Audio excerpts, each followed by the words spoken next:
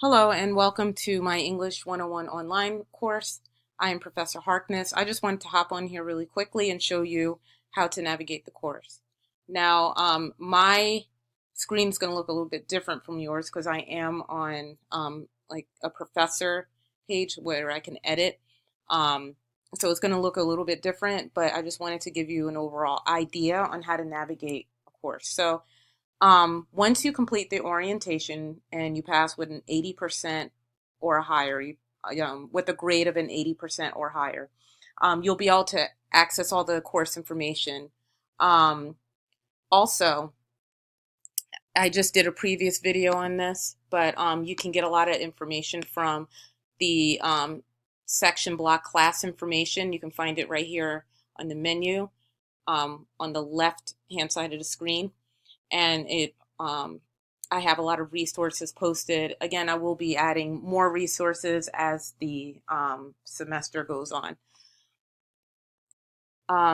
Once, again, you get onto the course, you want to make sure you click on the first week. This week, the date is extra long because we start on a Friday. Normally, we would start on a Monday. And each week goes from Monday to Sunday. All right, all assignments and all discussions are due Sunday by 11:59 p.m. All right, so I will always post the due date. See the discussions here, your initial post. Usually I will ask you to do that on a Friday unless otherwise stated. That way, by the time Sunday comes around, people will be able to post required student response because you are required to post to at least two other students' posts or respond to at least two other students' posts. So I just wanted to show you how to navigate this. The first thing of each week, you'll see like a kind of like an information page where they give you the objectives of what you're going to be learning. All right, so the objectives, what you're going to be learning this week, what we're going to be working on, a checklist, telling you all the things that I would like for you to complete for this week, and the lecture. Now, usually when you see the little brown compact handbooks, all right, that's your e-text. Okay, I'm going to show you where that is in a second. All right, and it tells you the part where I want you to read. Also, the Blair Reader, that is your where you're going to get all the short readings from. And I give you the page numbers there. All right, and I'm going to show you, again, I'm going to show you how to do all that in a minute. So again, you're just going to make sure you follow the lectures. If any time that these links don't work, you could just reach out to me. Or again, you can just go to the e-text link right here under the class information section block. All right. So I just want to go back a little bit under both class information. You have a link to the e-text and the Blair Reader. Okay. You also will see that I have posted those links under each week. Did I click on that? Sorry. Under each week. All right, so it's just right there. You can either, and if these don't work for whatever reason, again, it's posted under class information section block. All right, so in order to get to the reading on the Blair Reader, all right, it is by page number, and it's really easy to just plug the page number in here. So let's say I want to find page 347.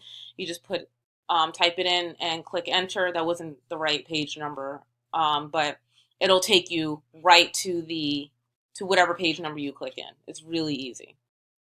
All right. So I'm just going to exit out of that and go back. E-text is the same thing.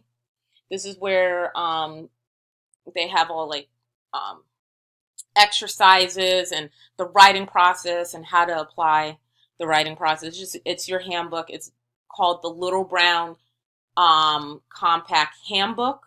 So anytime you see me refer to that, I am referring to your e-text. So again, I just wanted to clarify. anytime a new week pops up, again, each week, every Monday, a new section will open up depending on which week we're on. And when that opens up, you just want to make sure you click on the first link here. All right. And you just want to make sure, usually that won't pop up. It will usually pop up right onto the objectives page. But again, I'm on the professor one here. But it usually will pop up right on the objectives page, just like this. And you just got to make sure you read through everything. And you look at the lecture material as well. Okay.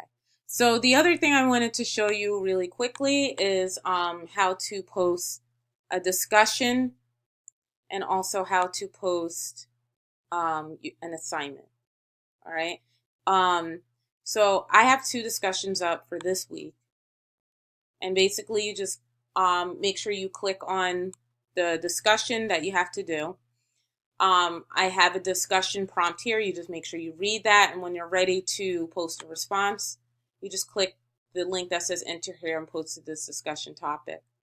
And then you post your reply here, title and response. All right. In order to, I'm just going to go back. Oh, when you're done, just, of course, you want to hit submit.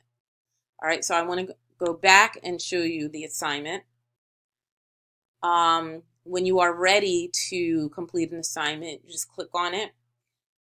All right. It will ask you a question here. Again, my screen looks very different, but usually the assignment question is there. And then you just want to make sure you upload your assignment and hit submit. Of course, you're going to you can use Google Docs, which is free. If you have Microsoft Word, you can use that. Make sure you save it as a doc file, and then you're just going to upload it. So all assignments just get uploaded. All right, you're going to do that on a separate document, and you're just going to upload it. And also, it's going to ask you a submission question. Like, be sure you hit submit, because if you don't hit submit, it will only upload as a draft, and I won't see your submission, and you will not get a grade for it. So just make sure, once again, when you are uploading your assignments, that you hit submit, and you make sure everything is submitted before you exit out of the screen. If you have any questions, you can either send me an email. Again, my email is in the syllabus, and it's also in that welcome email that I sent you. Or once you have access to the course, just make sure you go onto Moodle messages and you can contact me through there. Again, once you have access to the course, you should be using Moodle messages. And that's only because it's really easy for me to track your messages if you have questions or concerns, and it's easy for me to just look back at previous messages. And it just makes everything a lot easier to just contact me through Moodle messages once you can. All right. Have a good